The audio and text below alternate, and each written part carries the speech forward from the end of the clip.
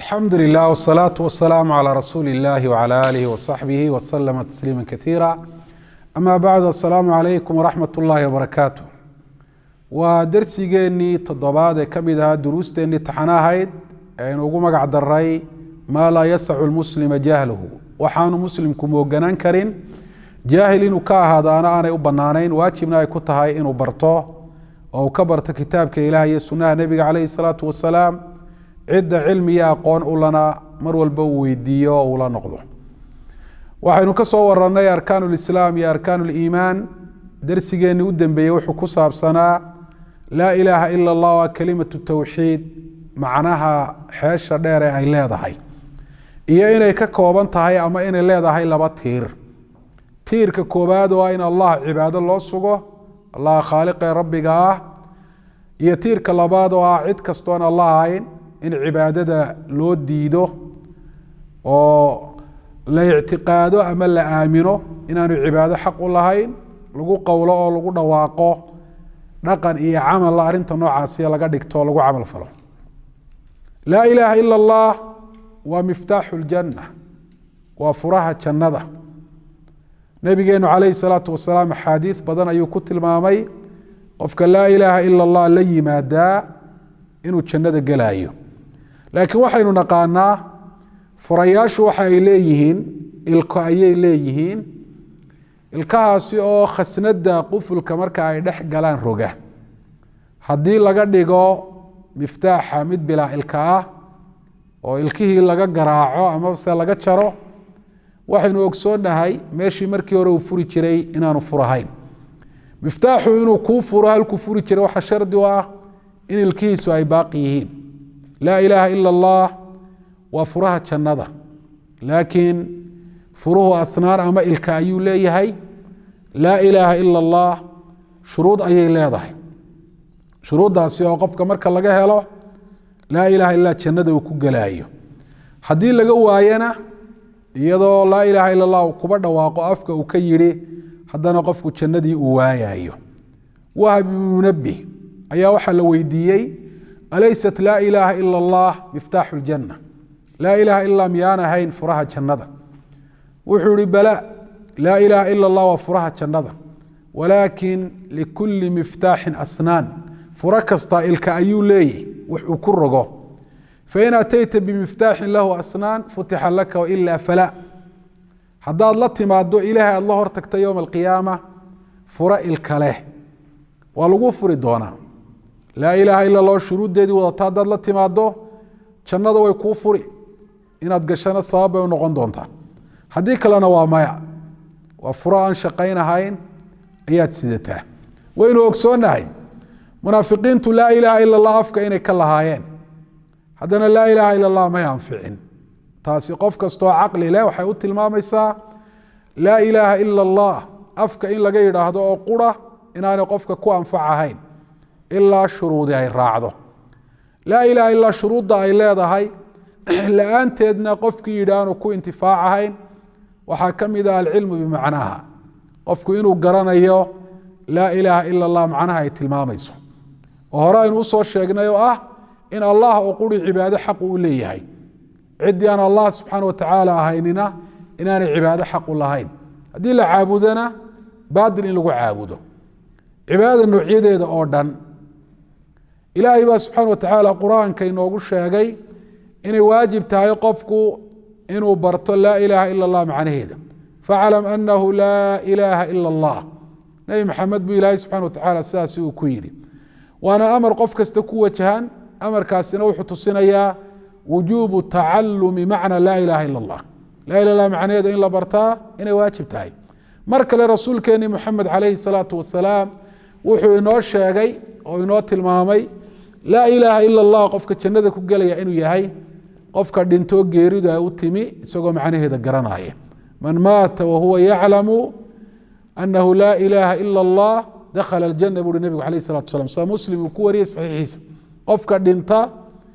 سوى جرنايو عد عبادة حق له إنان تشرين الله سبحانه وتعالى مو يعني قفك سي جنة أيو جلا علمي قال لوجا ما تشيدو أي تاي قفك لا إله إلا معنى هذا إنه يشرح لوجا ما تشيد علمي قاس إنه قفكو sawirta macnaha noocaas waxa looga jeedaa cilmi noqda yaqiin qofka qalbigiisa gasha oo isu bedela wixii markuu ogaado barto caqiido isu bedela marka laa ilaaha shuruudeeda waxa kamid ah al-yaqiin waa inuu qofku yaqiinsan yahay laa ilaaha illa allah macnaheeda haddii laa ilaha illa macnaheeda uu garanayo laakiin uu ka shakisan yahay oo macnaha ay tilmaamaysaa aanu yaqiin iyo iimaan dhamaystiran oo qalbigiisa gala aanu noqon ku intifaaci maayo ilaahay muuminiinta markuu sifeynaya wuxuu yihi inama almu'minuuna aladiina aamanuu billahi warasuulihi uma lam yartaabuu muuminiintu waayo kuwa allah iyo rasuulkiisa rumeeyey wax shakiina haba yaraatee aanu ku jirin kalimatu laa ilaaha ila allah qofka ku dhawaaqaya waa inay ka dhab tahay asidqu oo haddii qofku afkana uu ka leeyahay qalbigana aanu ka aaminsanayn fahuwa min almunaafiqiin wuxuu ka mid yahay munaafiqiinta ولهذا النبي عليه الصلاة والسلام تلمامي من قال لا إله إلا صدقا من قلبه دخل الجنة قفك لا إله إلا الله يراهده يدو قلبي ساي كسو قضايا وحانو عرب كيسو شيغي قلبي سنوى مسيحي قفك ساي لا إله إلا الله جندك قلاية لا إله إلا الله شروط يدو حكمي ده الانقياد معناها أنا يتلمانتي قفك وينوه قانسمو ومعناها الشيغي سوامح هو إلهي عابد سبحانه وتعالى cibaadadana ilaahay ku koob cid kalena cibaado ha u yeelin hawna leexinin midaad isaga ku gaar yeelayso cidda kale iyo midaad isaga ilaahay shuraaka kaga dhigayso labadaba laa ilaaha illa allah way ku diidan tahay ilaahay subxaana watacaala taana qur-aanka uu ku sheegay laa ilaaha illa allah inay qofka ku waajibinayso alistislaam walinqiyaad inuu allah subxaana watacaala isu dhiibo rabbina hayinu u noqdo oo u hogaansamo ومن يسلم وجهه إلى الله وهو محسن إلهي سبحانه وتعالى قفك لا إله إلا الله كدر شيغي صفدا سي أي ربي كسفه قفك وجهيسا حق إلهي وجهديه إساقوا محسنة وموحد إلهي سبحانه وتعالى كليينايا فقد استمسك بالعروة الوثقى قفك سي أيا قنتنتي أتكيد ولا إله إلا الله قفك ساقب صدي لكن قفك دو لا إله إلا أفك وكل إلهي أنو عابودها ينبأ ama allah cid aan inuu caabudayo ama allah iyo cid kale cibaado shuraaka uu kaga dhigayo qofkaasi laa ilaaha illa kama dhab sheegin oo ma hogaansamin laa ilaaha illa mid ku intifaacayana qofkaasi maaha laa ilaaha illa allah shuruudeeda waxa kamid ah alqabuul qofku waa inuu aqbalo oo macnaha ay tusisay qofku waa inaanu diidin macnaha ay tusay qofku hadii uu diido sababtu u diiday waxay doonaysaa baa noqotee لا إله إلا الله كل واقع يقفكم انتفاعيه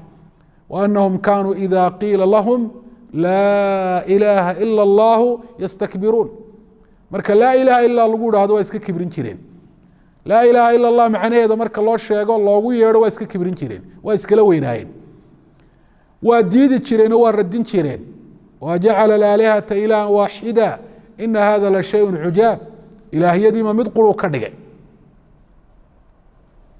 ma ogolin arrinka noocaas mid lala yaabo weeyaan oo la aqbali karin saas ayay lahaayeen mushrikiintu laa ilaaha illa qofku haddaanu aqbalin macnaha ay tusisay oo waxa ay ka dalabto oo allah in la caabudo aanu samayn oo waxay u diiday oo cibaado allah cid aan ahayn in loo leexiyo aanu ka hadhin laa ilaaha illa allah qofkaasi kuma intifaacayo laa ilaaha illa allah waxay u baahan tahay ikhlaas qofku markan uu odhanayo in ilaahay daraadii u leeyahay oo ay ka dhab tahay hadiise qofku ujeedo kale uu ka leeyahay oo markuu laa ilaaha illa allahda uu ku islaamay uu yidhi ujeedadiisu ay ahayd xoolo aad heshid ama madaxtinimo aad gaadhid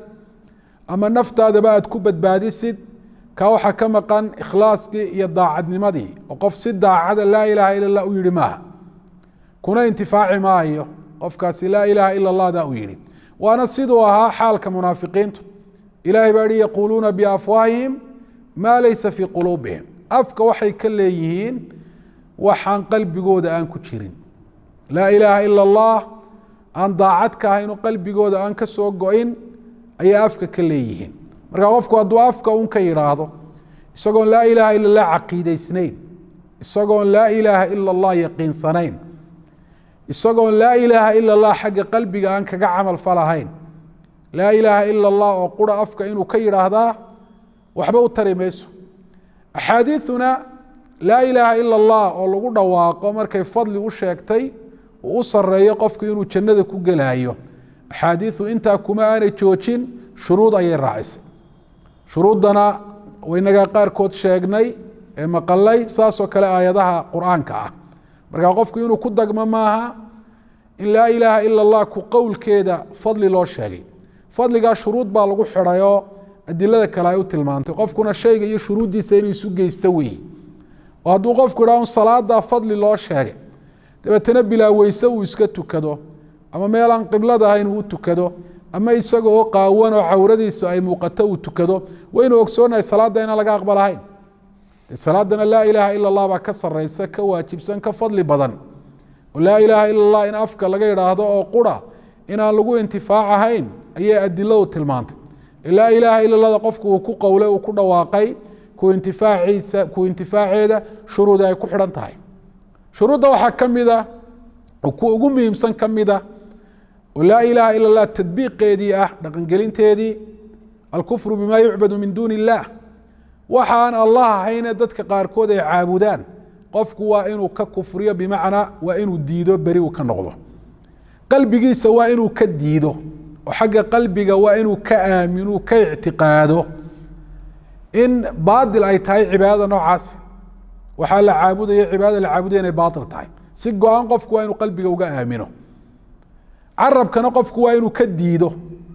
oo afkana uu ka sheego mar haddii arrinta noocaasi awooddeeda uu leeyahay xubnaha iyo xooggana waa inuu arrinka noocaasiya ku diido oo marka uu awood u leeyahay waa inuu burburiyo oo uu jejebiyo waxaa allah subxana watacala sukadii la caabudayo kama facala ibraahimu khaliil raxmaan bilasnaam sida nabiy llaahi ibraahim oo ahaa khaliil raxmaan asnaamtii uu ku sameeyey وكما فعل محمد عليه الصلاة والسلام بالأصنام التي وجدها في الكعبة نبي محمد عليه الصلاة والسلام maalintuu qabsaday magaalada maka asnaamtii kacbada ugu yimi siduu ku sameeyey u burburiyey arinta ku saabsan ictiqaadka qalbiga iyo diidmada qalbigu marnaba qofka ka dhici mayso oo wax kastoo allah sukadii la caabudayo geed ha noqdo dhagax ha noqdo qorax ha noqdo dayax ha noqdo jin ha noqdo insi ha noqdo malaa'ig ambiya saalixiin awliyaa kuwa dhintay kuwa nool wax allaale waxa cibaado loo leexiyey inay baatil iyo xaq darro tahay kufriya gaalnimana ay tahay qofku qalbigiisa waa inuu ka aamino taasina marnaba qofka ka dhici mayso waa qofka qalbigiisa cid ku taxakumi karta oo maamuli kartaa ma jirto waa dhici karta qofka in dhawaaqii laga hor istaago waa dhici kartaa qofka dhaqdhaqaaqii iyo ficilkii in laga celiyo laakiin qalbigiisa cid maamulaysa oo inuu wax ictiqaadu aamino u diidaysaa ma jirto qofka markaa muslimka ahi in laa ilaaha ila allah shuruudda uu ugu intifaacaya ay ka mid tahay in uu diido oo qalbiga iyo carabka iyo xubnaaba uu ka diido waxa ilaahay sokadii la caabudayo qur-aanka ayaa laynoogu sheegay faman yakfur biالطaaguut wayu'min biاllah bal labada sida laysu raaciyey bale aلطaaguut waa wax kastoo la caabudo ilaahay sokadii ama ilaahay lala caabudo ayaa طaaguut la ihahdaa waayo qofku dee xadkii loo yeelay buu kaga tallaabay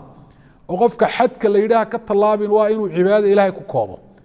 qofka cid kale cibaadadiisa yaa qof xadkaa ka tallaabay weeye waa tallaabsaday ilaahay markaa wuxuu ihi faman yakfur biالطaaguut ka diida waxaa allah sokadii la caabudayo qalbiga carabka iyo xubnaa intaba ka diida wayu'min biاllaah allahna rumeeyo allah kelidii cibaado inuu xaq u leeyahay aamina cibaadadaana allah subxaana watacaala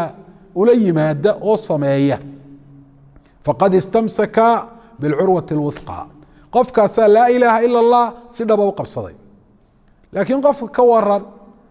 haddii uu qofku laa ilaaha ila اllah afka ka yidhi laakiin aanu allah caabudahayn qofku hadduu laa ilaha illa afka ka yidhi oo haddana allah subxaana watacaala cid aan ahayn in la caabudo uu ogol yahay ama cibaadadu inay baadil tahay ayuu ka shakisan yahayba ka waran qofku hadduu laa ilaha illa allah afka ka leeyahay laakiin isaguba allah cid aan ahayn cibaadadii u leexinayo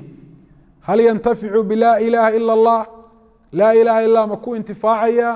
waa maya qof kastoo caqlili waa garanaya wixii lagaa doonaya afka haddaad ka sheegto camalka iyo dhaqankana aad ku khilaafto in ciddii waxaa kaa doonaysa aanay kaa yeelahayn afkaan ka idhi oo mar walba lagu odhanaayo afkana waad ka tidhi dhaqankaagi iyo camalkaagina uu khilaafay nabigeeni moxamed calayhi salaatu wasalaam waxa uu inoo sheegay qofka laa ilaha illaa jannada ku gelaya ee naarna kaga badbaadaya inuu yahay qofka diida cid kastoo la caabudayo allah subxaana watacaala sokadii ama allah lala caabudayo oo nebigu wuxuu uhi man qaala laa ilaaha ila allah wakafara bima yucbadu min duuni illah xaruma maaluhu wa damuhu wa xisaabuhu cala allah qofka laa ilaaha ila allah yidhaahda hadda u fiirso arrintu odhaha qura kuma koobna odhaha qurina maaha ta lagu intifaacayo maxaa la raaciyey shardi wakafara bima yucbadu min duuni illah allah sokadii waxa la caabudayana diida qalbiga ka diida carabka ka diida xubnaha ka diida qofkaasaa laa ilaha illah ku intifaacaya oo dhiiggiisa iyo maalkiisuba ay xaaraan noqonayaan haddii wax taa ka duwan ay u qarsoon tahay inagu taa war uma hayno wuxuu qofku inoo muujistay inuu ku xukum siinaynaa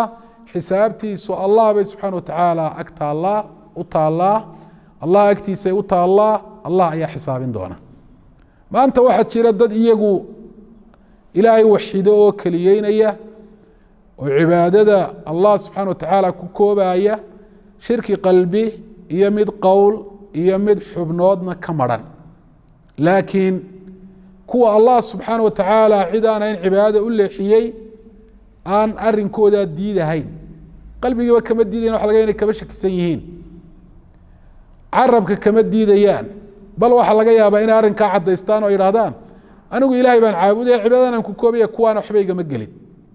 taasi ma aha mid qofka laga yeelaayo laa ilaaha ila allah waajibaadka ay ku saarayso iyo macnaha ay tilmaamayso ayay ka mid tahay an tunkira cibaadata gayr illah inaad qalbiga iyo carabka iyo xubnaaba aad ka diiddo cibaadada allah subxana watacaala cid aanay la caabudayo markaad aragto kuwa dadka dhintay baryaaya markaad aragto kuwa nool baryaya wax allah inuu bixin karo weydiisanaya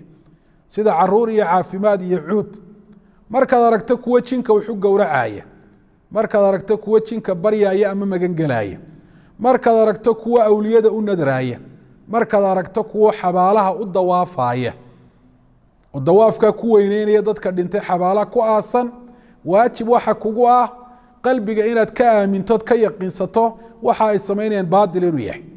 afkana waa inaad ka sheegto awood haddii aad u leedahayna arrinka noocaasa waa inaad ka hortagto waayo nabigeeni moxamed calayhi salaatu wasalaam wuxuu yihi man ra'aa minkum munkaran falyugayiru biyadih fain lam yastatic fabilisanih fain lam yastatic fabiqalbihi wadalika adcafu liimaan munkar iyo wax shareecadu diiday shirkiga ayaa u weyn nebiguna wuxuu leeyahy qofka arka cid samaynaysa wax shareecadu diiday waxaa gacantiisa waxa kaga qabto hadduu awood u leeyay hadaanu awood u lahayna carabkiisa oo hadal ha ku muujiyo diidmadiisa haddaanu awood u lahayna qalbiga ha ka diida buuri nebigu calayh salaatu wasalaam allah baynu subxaana watacaala weydiisanaynaa laa ilaaha ila allahda aynu ku qowlayno inuu inooga dhigo mid shuruuddii dhammaystiratay miftaax ilkihiisii leh allah inuu inooga dhigo oo jannada aynu ku furanno yowma alqiyaama naarna aynu kaga badbaadno taasina dadaal bay inooga baahan tahay aynu ku dadaalo laa ilaha illa barashadeeda iyo ku camalfalkeeda wallahu aclam wajazaakum allahu khayra wasalaamu calaykum waraxmat ullahi wabarakaatu